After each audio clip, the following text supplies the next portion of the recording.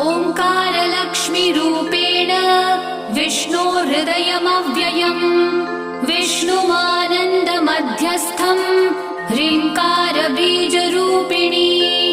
ॐ क्लीं अमृतानन्दभद्रे सद्य आनन्ददायिनी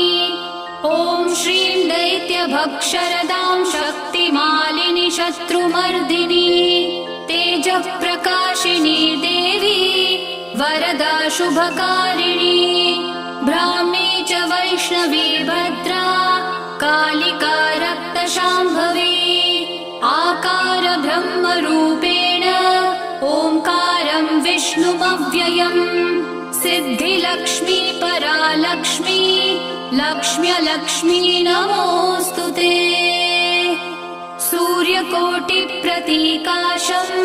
चन्द्रकोटिः समप्रभम् तन्म